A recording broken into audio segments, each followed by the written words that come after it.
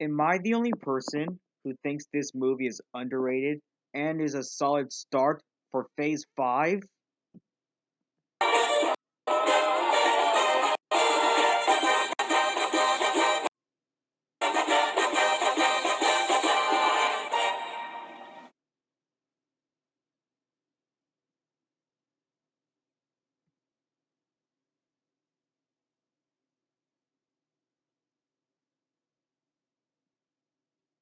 After the events of Avengers Endgame, Scott Lang has become a well known celebrity to the public. Later on, Ant-Man and the Wasp have been transported to the quantum realm along with their family and face Kang the Conqueror.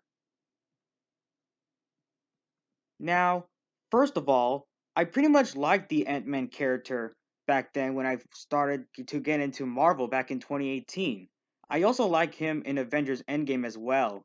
And as the years go by, I've heard of this movie called Ant-Man and Wasp: Quantumania. And I used to be unsure about this movie despite I really like Marvel. But then I decided to give this movie a chance in an open mind. So here we go. So, yesterday, I just saw Marvel's Ant-Man and the Wasp: Quantumania in an open mind in Cinemark XD at my local Cinemark theater like a few days ago. And what do I think of it? Looks like I'm gonna get so many controversy when I'm gonna say this. This movie is awesomely underrated in my opinion. Like, I unironically enjoyed this film. Now, let me tell you the reasons why Marvel's Ant-Man and the Wasp: Quantumania is underrated, in my opinion. One, the main reason why I think this movie is awesomely underrated, in my opinion, is the main villain, who is Kang the Conqueror. His whole entire character can be absolutely sympathetic at some of the scenes, while he's powerfully suspenseful when he's fighting with the protagonists. Like, he has potential to be Marvel's next big villain in the coming years, since Thanos. The next big villain in the coming years, I mean. Moving on to, even though some of the visual effects can seem like something from a Spy Kids movie sometimes, it can easily shine through a lot. Even the whole entire quantum realm environment and the final battle sequence. 3. The acting is really great. Paul Rudd still did a great job reprising his role as Ant-Man, and Jonathan Majors' performance as Kang the Conqueror is just amazing, in my opinion. 4. The cinematography is pretty good. 5.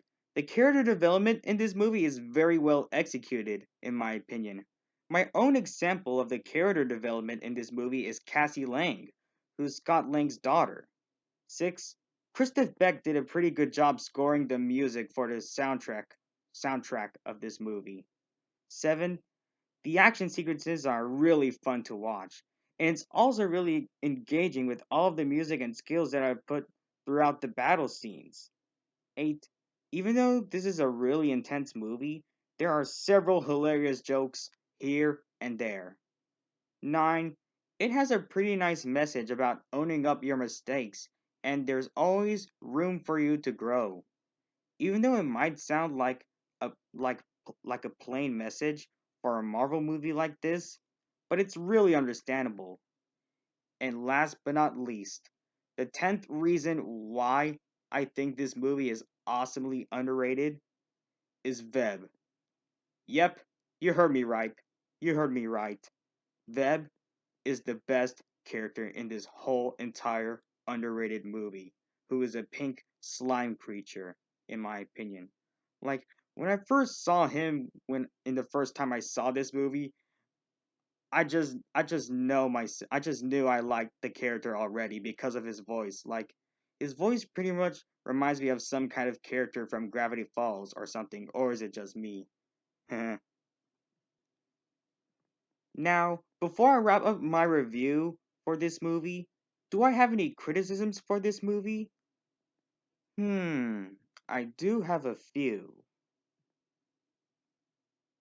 My only criticisms with this movie is that while the visual effects can look decent sometimes, it can look something from a Spy Kids movie or something. My another criticism with this movie is that the lighting can be a bit hard to see for some people who have a lack of good eyesight. 3.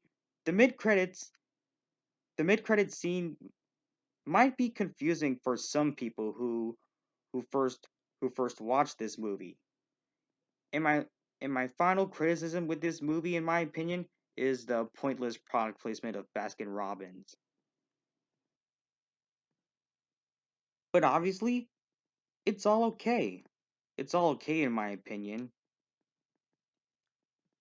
Overall, everyone, in my opinion, Ant-Man and the Wasp Quantumania is awesomely underrated, despite some of its flaws. Sure, it might not be Avengers Endgame level of awesome, but it's not actually one of the worst MCU slash superhero movies, in my opinion. I also think that this movie is a really solid start for Phase 5, and there's always room for this new phase in the Marvel Cinematic Universe to grow. So now, without further ado, let's get into my rating. I'm gonna give Ant-Man and the Wasp Quantumania an 8.2 out of 10. So yeah, everyone, this concludes my review on Marvel's Ant-Man and the Wasp Quantumania. Thank you guys so much for watching this review on the first Phase 5 movie of the Marvel Cinematic Universe. And ironically enough, I did not know that this movie was gonna be the first ever 2023 released movie that I've ever seen in theaters. Which I was originally gonna go with the Mario movie as the first 2023 released movie for me to see in theaters, but it turns out it's Ant-Man and the Wasp: Quantumania. I'm still planning to see the new Mario movie though, which I really look forward to see the Super Mario Brothers movie by Nintendo and Illumination. So yeah. Make sure to like, comment, and subscribe, and I'll see you guys next time.